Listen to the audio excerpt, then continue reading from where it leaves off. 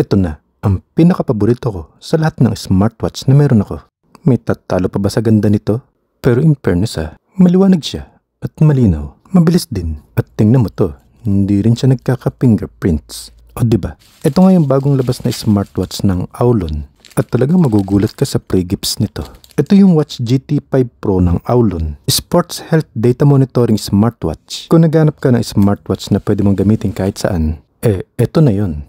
Ang premium nga din ng box niya may user manual na din. Ang nagustuhan ko talaga dito itong kanyang leather wrist strap Pwede mo siya pang casual at formal. Pero may typical na rubber silicone wrist strap naman din siya. Tapos may charging cable din siya na magnetic type. Medyo may timbang nga din ito Gawa naman din kasi sa zinc titanium alloy ang kanyang case body. Tapos king panda naman ang glass niya. Kaya naman sturdy and wear resistant ang kanyang build. Naka-emboss pa ng mga nakasulat sa kanya May polarity din yung kanyang charging pin. Gumamit lang ng pin lock itong kanyang resist strap. Kaya naman hindi siya basta-basta matatanggal.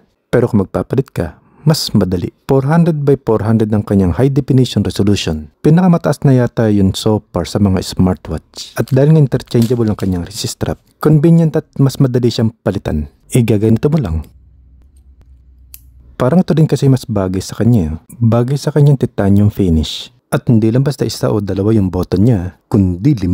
Sobrang bilis nga lang din niya mag-boot up Ay no, magagamit mo na siya. Ito yung QR code para ma-download mo yung apps niya. Ang nagustuhan ko pa nga dito yung multiple types ng dial niya na naka-installed. Parang babagayin niya yung personality mo. Bagay nga din sa kanya Sports, business, technology, leisure, lahat yan meron. Ito naman yung pinakakakaiba sa mga watch faces niya. Para siyang compass, gumagana. At tingnan mo yung pag-navigate dito.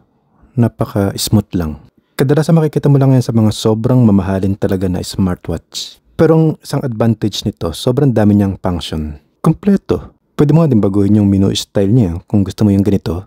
Yung mga contacts mo, makapag-dial ka din. At kung madalas tumaas yung high blood mo, pwede mong i-monitor dito. Meron din siyang calendar, pang-monitor ng heart rate at blood oxygen. Pati blood sugar meron. At menstruation, body temperature, ECG, may sleep monitoring din. Pati fitness record mo masasave din. Sa sports, pwede mo siyang gamitin pang stopwatch. Meron din siyang games na built-in, may wrist electronic compass, mindfulness. Meron din siyang scientific exercise algorithm na accurately nare-record yung heart rate at calories mo during exercise. Whether nasa countryside ka or in the city, matutulungan ka din ito mag-specify ng better training plans. May pansukat nga dito na meteorology At bawat dedicated button niya may mga designated na function. Tulad dito pang change ng watch faces. Itong button naman sa taas, yung shortcut sa exercise mode niya.